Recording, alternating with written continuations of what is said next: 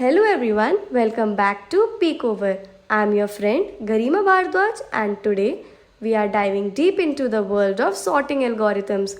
Sorting is the fundamental concept in computer science and it plays a crucial role in various applications. So in this video, we'll explore two popular sorting algorithms which are insertion sort and selection sort. So by this end of this tutorial, you will have a clear understanding of how each algorithm works and when to use them. So let's get started.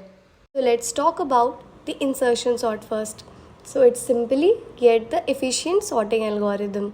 So as definition says, insertion sort is a sorting algorithm in which the elements are transferred one at a time to right position. So here we consider the first element of the array as sorted element, even if it is unsorted. So before moving to the example, we need to know the algorithm for the insertion sort. So in this, we iterate through the whole array.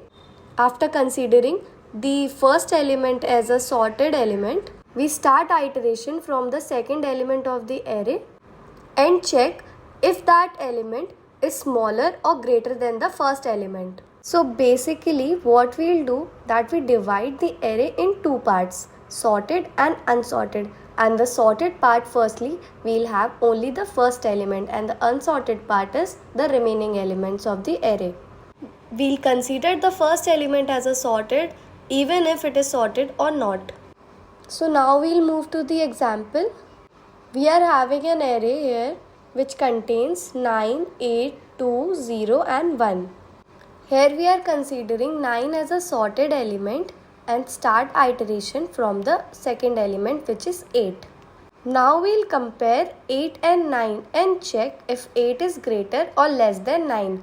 So here we can say that 8 is less than 9, so we'll shift 9 back and give the position to the 8. We'll have a sorted part which contains 8 and 9 and unsorted part which contains 2, 0 and 1. Now we are considering 8 is the smallest element. Now we'll compare 2 from 9 then from 8 and shift 8 and 9 backwards and put 2 at its right position.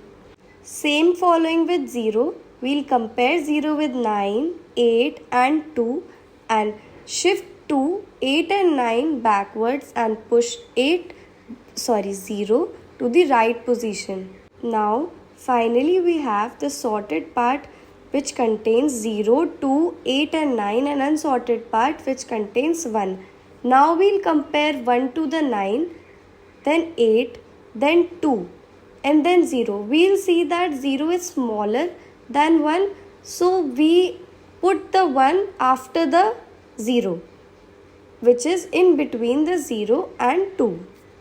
So you can see that we'll get the final output as our sorted array. Now we'll move to the code part of this. Here we have already given the function of insertion sort. Here the parameters are array and integer n. N means number of elements in the array. So firstly we'll apply a for loop from I equals to 1 to I equals to n. So we'll compare that if I minus 1 is greater than I or not. If I minus 1 is greater than array I, so we'll apply an for loop of j to compare the element from the previous elements.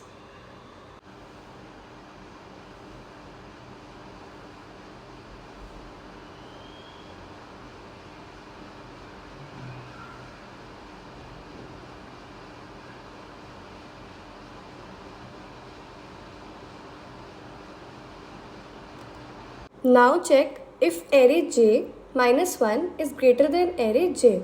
So if this condition is true, then swap both the elements j minus 1 and j.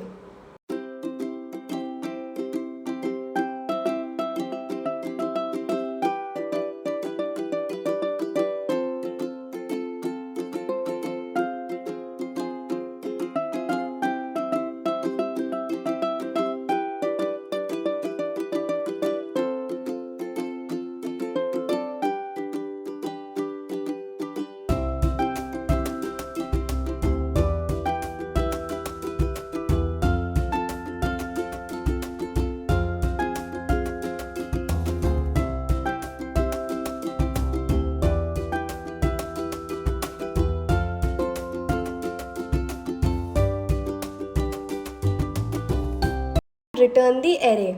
This is our final code. Now we'll talk about the time complexity of insertion sort. The time complexity for the worst case in insertion sort is O of n square.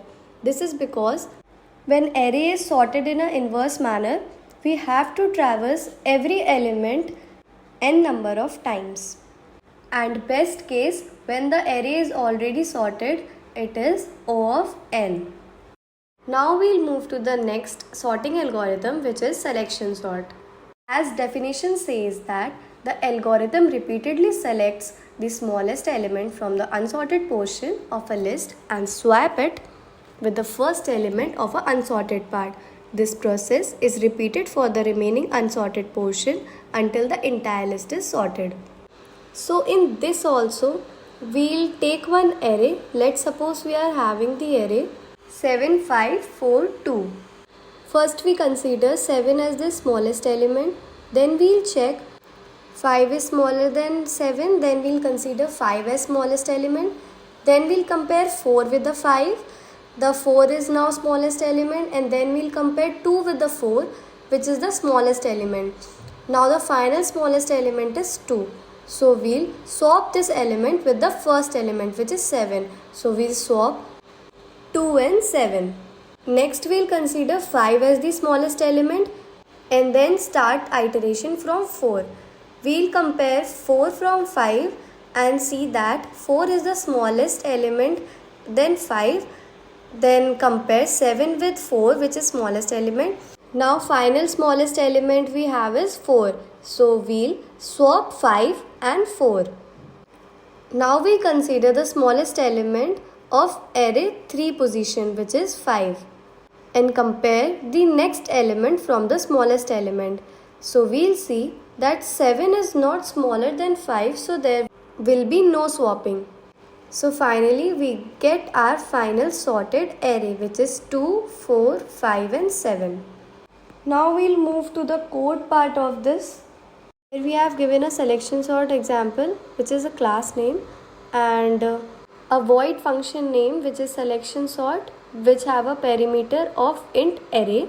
Apply a for loop from I equals to 0 to array.length minus 1, mentioning the index is equals to I, and then we apply a for loop j for I plus 1, j is less than array.length, and if the array j is less than array index, then j will be equals to index, which means now the smallest element which we have considered as index, now this is j.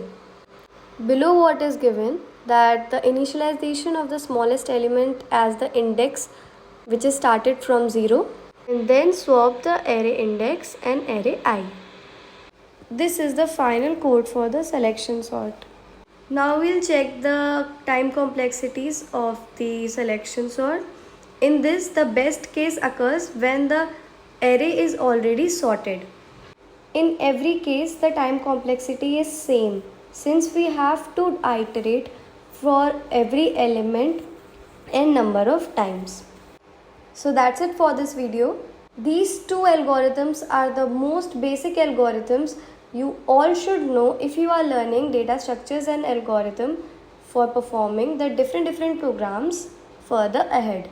Each of these algorithms has its strengths and weaknesses, making them suitable for different scenarios. So, if you found this video helpful, please give it a thumbs up and subscribe it to Peakover for more exciting tech tutorials.